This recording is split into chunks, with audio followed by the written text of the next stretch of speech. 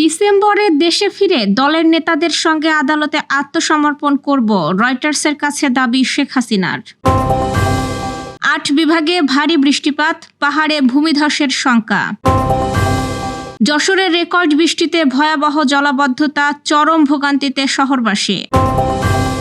বৃত্তির ফল প্রকাশ করা সেই কর্মকর্তাকে সাময়িক বরখাস্ত। মালয়েশিয়ায় বিদেশি কর্মী নিয়োগের ডিজিটাল কোটা ব্যবস্থা চালু। মধ্যবর্তী নির্বাচনের আগে মার্কিন নির্বাচন কমিশনের সব সদস্যকে সরালেন ট্রাম্প। দর্শক, শুনছিলেন সন্ধ্যার খবরের প্রধান শিরোনাম, এবার বিস্তারিত। তার আগে আমাদের ইউটিউব চ্যানেল সাবস্ক্রাইব করুন এবং সব খবর পেতে ফেসবুক পেজ ফলো করে রাখার পাশাপাশি ওয়েবসাইট ভিজিট করুন। গণ অভ্যুত্থানে ক্ষমতাচ্যুত হয়ে ভারতে আশ্রয় নেওয়া শেখ হাসিনা বলেছেন, আগামী ডিসেম্বরেই দলের শীর্ষ নেতাদের সঙ্গে নিয়ে দেশে ফিরে আদালতে আত্মসমর্পণ করার পরিকল্পনা করছেন তিনি। রয়টার্সকে দেওয়া এক সাক্ষাৎকারে তিনি এই দাবি করেন। জুলাই অভ্যুত্থানে ক্ষমতাচ্যুত হওয়ার পর শেখ হাসিনা এখন ভারতে নির্বাসিত আছেন। দেশে তার দল আওয়ামী লীগের কার্যক্রম নিষিদ্ধ, মানবতাবিরোধী অপরাধে দায়ে তিনি মৃত্যুদণ্ডের সাজা পেয়েছেন। এই পরিস্থিতিতে রয়টার্সকে তিনি কথা বললেন। 2 বছর আগে গণ অভ্যুত্থানে বাংলাদেশ ছেড়ে পালানো হাসিনা বলেন, তিনি ও আওয়ামী লীগের নেতারা স্বেচ্ছায় দেশে ফিরে আসতে চান। আদালতে আত্মসমর্পণ করে তারা দেখতে চান তাদের সঙ্গে কেমন আচরণ করা হয়। বৃহস্পতিবার গভীর রাতে ঘণ্টাব্যাপী টেলিফোন সাক্ষাৎকারে হাসিনা বলেন, দেশে ফেরার পর ওরা আমাকে গ্রেফতার করতে পারে, এমনকি মেরেও ফেলতে পারে, তবু আমাকে যেতেই হবে। তিনি আরো বলেন, আমার দলের নেতাকর্মীদের উপর চরম দমন পীড়ন চলছে। যদি মৃত্যু আসে, আমি চাই সেটা আমার নিজের মাটিতেই হোক, যে মাটিতে আমার মা বাবা শায়িত আছেন, যেখানে তাদের রক্ত ঝরেছে। মৌসুমী বায়ুর প্রভাবে দেশের 8 বিভাগে ভারী বৃষ্টিপাত হতে পারে বলে জানিয়েছে আবহাওয়া অধিদপ্তর। এছাড়া চট্টগ্রাম বিভাগের পাহাড়ি এলাকার কোথাও কোথাও ভূমিধস হতে পারে। আজ আবহাওয়া অধিদপ্তরের এক বিজ্ঞপ্তিতে এই তথ্য জানানো হয়েছে। এতে বলা হয়, সক্রিয় মৌসুমী বায়ুর প্রভাবে সকাল 10টা থেকে পরবর্তী 24 ঘন্টায় রংপুর, রাজশাহী, ময়মনসিংহ, ঢাকা, খুলনা, বরিশাল, চট্টগ্রাম ও সিলেট বিভাগের কোথাও কোথাও ভারী থেকে অতি ভারী বর্ষণ হতে পারে। ভারী থেকে অতি ভারী বর্ষণের কারণে ঢাকা ও চট্টগ্রাম মহানগরীর কোথাও কোথাও অস্থায়ীভাবে জলাবদ্ধতা সহ চট্টগ্রাম বিভাগের পাহাড়ি এলাকার কোথাও কোথাও ভূমিধসের শঙ্কা রয়েছে। আবহাওয়া অফিস জানিয়েছে, উত্তর পশ্চিম মধ্যপ্রদেশ ও তৎসংলগ্ন এলাকায় বিরাজমান সুস্পষ্ট লঘুচাপটি দুর্বল হয়ে বর্তমানে লঘুচাপ আকারে মধ্য উত্তরপ্রদেশ এবং তৎসংলগ্ন এলাকায় অবস্থান করছে। এটি ক্রমশ দুর্বল হয়ে যেতে পারে। উত্তর বঙ্গোপসাগর ও তৎসংলগ্ন এলাকায় বায়ুচাপের তারতম্যের আধিক্য বিরাজ করছে। মৌসুমী বায়ুর বর্ধিতাংশের অক্ষ পাঞ্জাব, হরিয়ানা লঘুচাপের কেন্দ্রস্থল, বিহার, পশ্চিমবঙ্গ ও বাংলাদেশের মধ্যাঞ্চল হয়ে আসাম পর্যন্ত বিস্তৃত রয়েছে।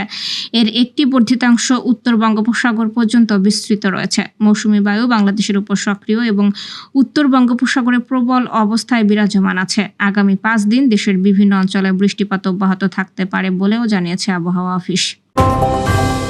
যশোরে টানা 10 ঘন্টার রেকর্ড 190 মিলিমিটার বৃষ্টিপাতে নিম্নাঞ্চলে তীব্র জলাবদ্ধতা দেখা দিয়েছে। বৃহস্পতিবার দিবাগত রাত থেকে শুরু হওয়া মাঝারি থেকে ভারী বর্ষণে যশোর শহর, শহরতলি সহ গোটা জেলার নিম্নাঞ্চল তলিয়ে গেছে। নিচু এলাকার ঘরবাড়িতে পানি প্রবেশ করেছে। শহরের অধিকাংশ এলাকার ড্রেনেজ ব্যবস্থা ভেঙে পড়েছে, ফলে চরম ভোগান্তিতে পড়েছেন সাধারণ মানুষ।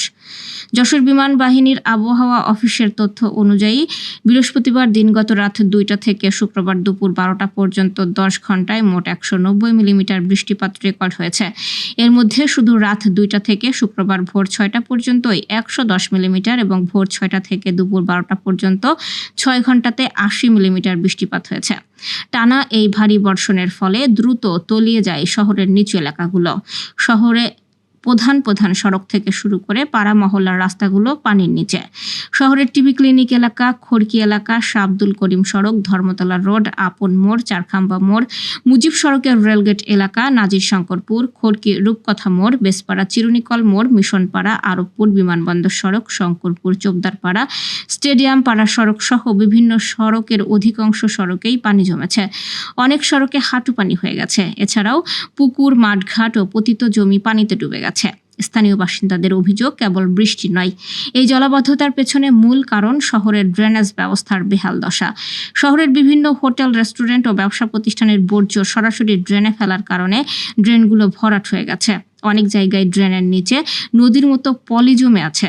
আবর্জনার স্তূপের কারণে বৃষ্টির পানি স্বাভাবিক গতিতে নামতে পারছে না। এই বিষয়ে যশোর পৌরসভার সহকারী প্রকৌশলী BM কামাল আহমেদ জানিয়েছেন, পৌরসভা থেকে প্লাবিত এলাকাগুলো পৌর প্রশাসকের নেতৃত্বে পরিদর্শন করে প্রয়োজনীয় ব্যবস্থা নেওয়া হচ্ছে। আশা করা হচ্ছে দ্রুত পানি নেমে যাবে।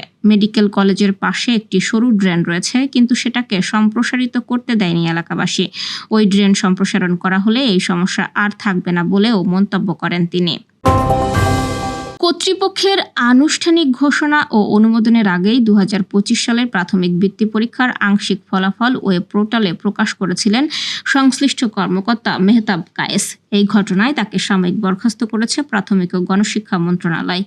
প্রাথমিক শিক্ষা অধিদপ্তরের সহকারী মেইনটেন্যান্স ইঞ্জিনিয়ারিং হিসাবে দায়িত্ব পালনকারী ওই কর্মকর্তার বিরুদ্ধে অভিযোগ, যথাযথ নিরাপত্তা প্রোটোকল অনুসরণ না করে ফলাফল আপলোডের জন্য প্রয়োজনীয় লিঙ্ক তৈরি এবং ওয়েব পোর্টালে ফলাফল প্রকাশের সুযোগ করে দেন তিনি। এই ঘটনাকে সরকারি কর্মচারী বিধিমালা 2018 অনুযায়ী অসদাচরণ হিসেবে বিবেচনা করে তাকে সাময়িক বরখাস্তের আদেশ জারি করা হয়েছে। আজ বরখাস্ত আদেশ অনুযায়ী ফলাফল আপলোডের দিন অর্থাৎ 9 জুলাই 2026 থেকে তার বরখাস্ত কার্যকর হবে। তবে বরখাস্তকালীন সময়ে তিনি বিধি অনুযায়ী খোরাকি ভাতা পাবেন।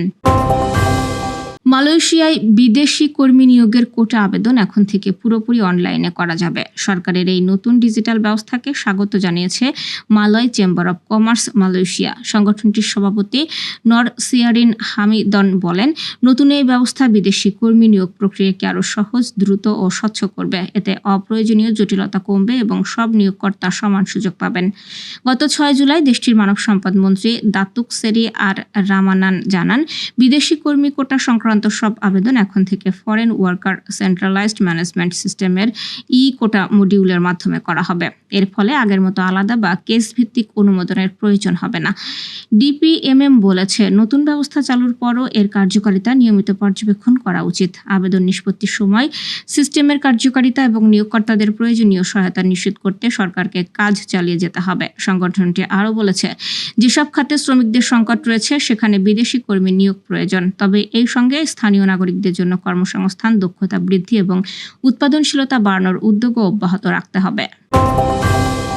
যুক্তরাষ্ট্রের স্বাধীন ফেডারেল সংস্থা ইলেকশন অ্যাসিস্ট্যান্স কমিশনের বাকি 3 জন সদস্যকেও পদ থেকে সরিয়ে দিয়েছেন প্রেসিডেন্ট ডোনাল্ড ট্রাম্প। নভেম্বরের মধ্যবর্তী নির্বাচনের মাত্র কয়েক মাস আগে তিনি এই নজিরবিহীন পদক্ষেপ নিলেন। রয়টার্সের প্রথম এই খবরটি প্রকাশের পর বরখাস্তের বিষয়টি নিশ্চিত করেছে হোয়াইট হাউস। মূলত দেশজুড়ে নির্বাচন কর্মকর্তাদের প্রশাসনিক সহায়তা দিয়ে থাকে এই স্বাধীন কমিশন। 4 সদস্যের এই দ্বিদলীয় কমিশনের একজন সদস্য গত এপ্রিলেই বিদায় নিয়েছিলেন। বাকি থাকা 3 কমিশনারকে বৃহস্পতিবার ভিন্ন উপায়ে সরিয়ে দেওয়া হয়। এদের মধ্যে রিপাবলিকান পার্টির মনোনীত সদস্য পদত্যাগ করতে বাধ্য হন। ডেমোক্রেটিক পার্টির মনোনীত বাকি 2 সদস্যকে হোয়াইট হাউসের পার্সোনাল অফিস থেকে ইমেল পাঠিয়ে বরখাস্ত করা হয়। দর্শক, এ ছিল সন্ধ্যার আয়োজন। রাতের খবর দেখার আমন্ত্রণ রইল। এতক্ষণ সাথে থাকার জন্য ধন্যবাদ।